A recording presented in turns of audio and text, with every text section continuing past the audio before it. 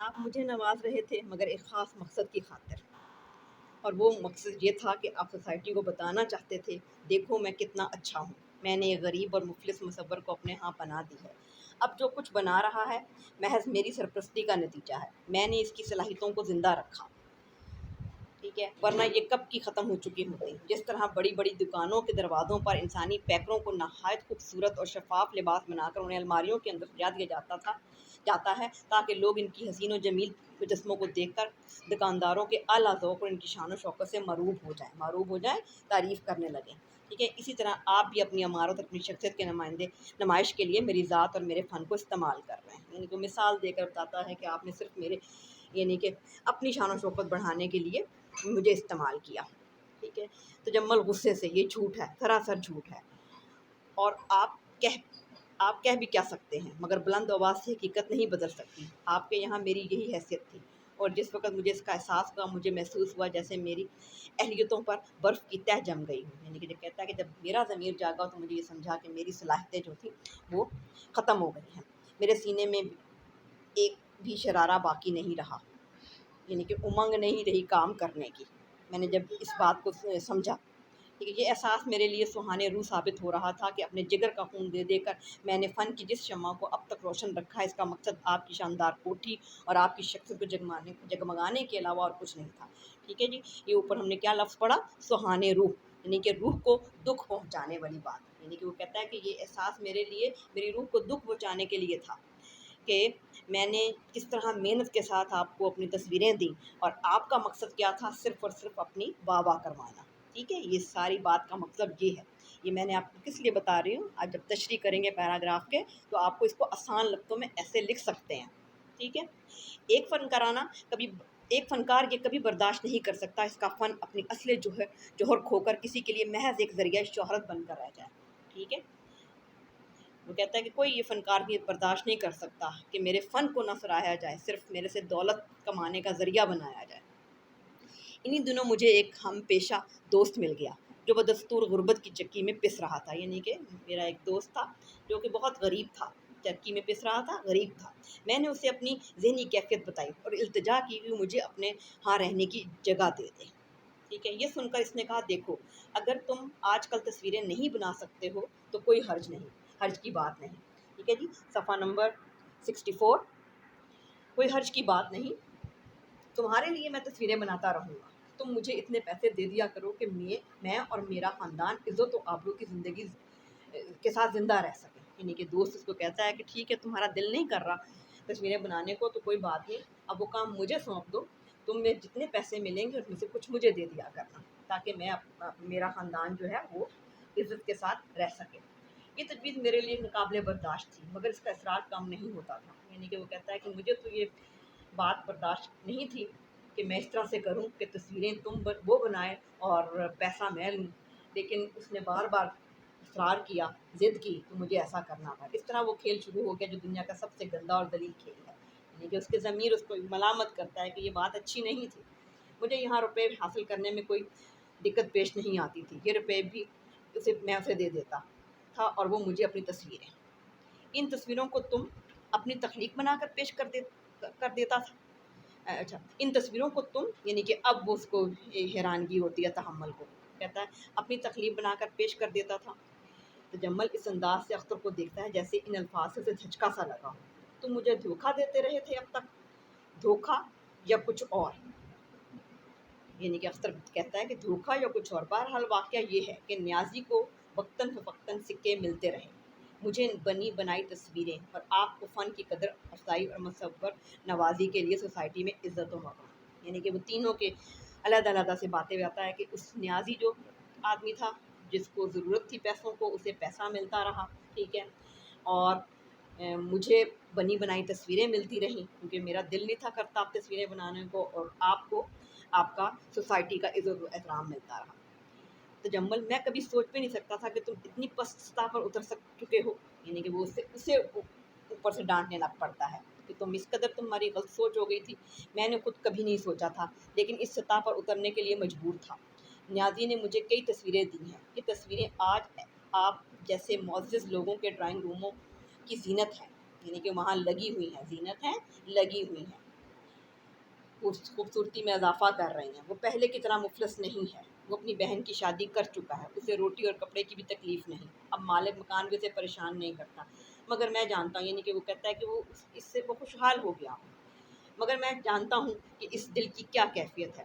اپنی اولاد کو چند سکوں کے عوض دوسروں کو سونپ دینا ایک ایسا تکلیف دہ واقعہ ہے. یعنی کہ ظاہر ہے ہر کسی کا کام اس کے لیے وہ اپنے اولاد کی جیسا ہو جاتا ہے. تو کہتا ہے میری تصویریں میری اولاد جیسی تھی اور میں نے اس کو چند سکوں کی خاطر کسی کو دے دیا، جس کا اندازہ آپ نہیں لگا سکتے.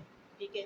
آج جب میں اس میں جب آج جب اس نے سنا ہوگا کہ اس کی بنائی ہوئی تصویر اول انعام کی مستحق قرار پائی ہے تو اس کی کیا حالت ہوئی ہوگی. وہ کیا سوچے گا. میں اس تصور ہی سے کانپ جاتا ہوں. یعنی کہ اس کی تصویر کو اول انعام ملتا ہے نا، جو بناتا ہے وہ آدمی، تو کہتا ہے کہ دیکھو آج اس کو کہ پتہ چلے کہ اول انعام ملا ہے تو پھر کیا سوچے گا. تجمل، تو اب تک تم نے ہمیں دھوکے میں رکھا، اپنی نالائکی چھپاتے رہے. میں نے اتنی آسائشیں بیکار مہیا کی تھی. آپ اس کی قیمت وصول کر چکے ہیں. یعنی کہ وہ آگے سے اس کو جواب دیتا ہے کہ اس کے لیے آپ پریشان نہ ہو. آپ نے مجھے سہولتیں دیں تو لیکن آپ نے اس کی قیمتیں وصول کی. ہمیشہ کی طرح اس سودے میں بھی آپ ہی کا فائدہ ہوا. ٹھیک ہے. یعنی کہ میں نے تصویریں کسی سے لے کر دیں تو فائدہ تو آپ ہی کو ہوا نا. ٹھیک ہے.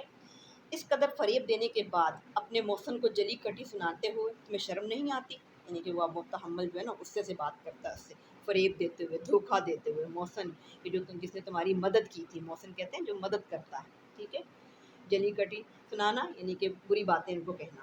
مجھے شرم کیوں آئے گی؟ شرم تو آپ لوگوں کو آنی چاہیے جو بلندیوں پر پہنچنے کے لیے ہزاروں انسانوں کو اپنی سیڑھی بنا لیتے ہیں، جو ایک فنکار کی سرپرستی بھی کرتے ہیں تو اپنے مطلب کے لیے. یعنی کہ یہ واضح یہاں پر یہ واضح پوائنٹ ہے آپ کے اس ڈرامے کا. ٹھیک ہے. میر انیس کے اس ڈرامے کا کہ مجھے آپ کہہ رہے ہو کہ شرم نہیں آتی. ٹھیک ہے. لیکن جو بلندیوں پر پہنچنے کے لیے ہزاروں انسانوں کو اپنی سیڑھی بناتے ہیں. ٹھیک ہے. یعنی کہ آپ نے اپنے فائدے کے لیے مجھے خریدا، میری پینٹنگز کو خریدا. ٹھیک ہے.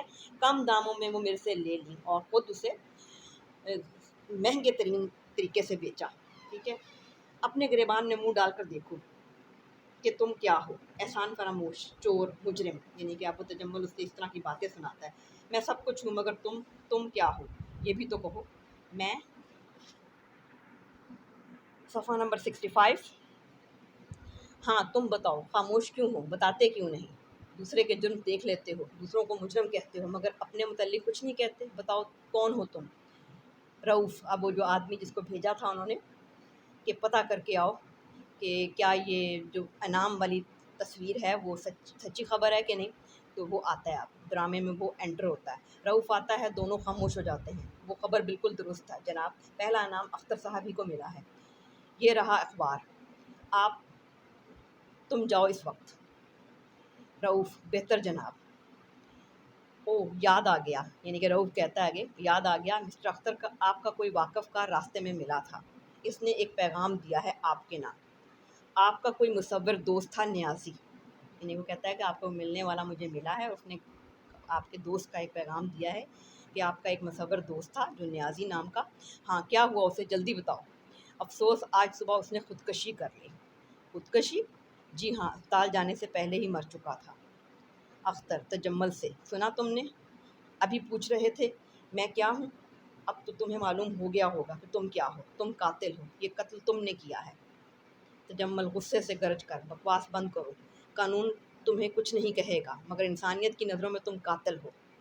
یعنی کہ بظاہر تو نظر نہیں نہ آ رہا تھا کہ وہ قاتل ہے. ٹھیک ہے. لیکن کہتا ہے کہ انسانیت کی نظر میں تم قاتل ہو. تم نے وہ دو قتل کیے ہیں. ایک مصور کے فن کو موت کے گھاٹ اتار دیا اور دوسرا مصور کی جان لے لی. ٹھیک ہے. یعنی کہ مصور کا جو فن تھا، فن سے مراد جو تصویریں لیا کرتا تھا وہ کم داموں میں اس سے لے کر مہنگی داموں میں بیچا کرتا تھا. ٹھیک ہے. اور دوسرا پھر کیا کہ اسے مار ڈالا اور دوسرے مصور کی جان لے لی. یہ قتل نہیں تو اور کیا ہے. اور قتل کیا ہوتا ہے. نکل جاؤ یہاں سے. اسے گالیاں دینے لگتا ہے. ٹھیک ہے. میری زبان رک نہیں سکتی. میں چیخ چیخ کر کہوں گا. دیکھو لوگو، یہ قاتل ہے. اس کے ہاتھ خون سے رنگے ہوئے ہیں. یہ سوسائٹی کا خوفناک مجرم ہے. رؤوف، کھڑے کیوں ہو. اس کو دھکے دے کر یہاں سے نکال دو. لے جاؤ اسے پاگل خانے میں. پولیس کو ٹیلی فون کرو. یہ پاگل ہو گیا، خطرناک پاگل ہے. रऊफ़ अख्तर को धक्के देकर बाहर निकालने लगता है। अख्तर चीख चीख कर कह रहा है कि तुम कातिल हो, तुमने कत्ल किया है, मैं खामोश नहीं रहूँगा। ये आवाज़ आहिस्ता आहिस्ता डूबने लगती है। तहम्मुल दाएं हाथ की उंगलियों से पेशानी का पसीना पहुँचता है, यानी कि वो भी परेशान हो जाता है कि ये क्या हो गया। ठीक है जी। तो ये स्टूडेंट्स आपका आज का लेसन था जो इख्तिताम पज़ीर हुआ। उम्मीद है कि आपको ड्रामा समझ आ गया होगा। इसमें दो ही पहलू थे कि एक अमीर आदमी ने गरीब आदमी के फ़न से किस तरह से फ़ायदा उठाया, यही उसका मेन मकसद था। ठीक है, तो स्टूडेंट आपने इसको अच्छी तरह खुलासे के लिए तैयार करना है। इंशाल्लाह अगली वीडियो में इसकी मश्की सवालात की तरफ आएंगे। तब तक आप इसको अच्छी तरह से खुलासे की सूरत में याद कर लीजिए। अल्लाह हाफ़िज़।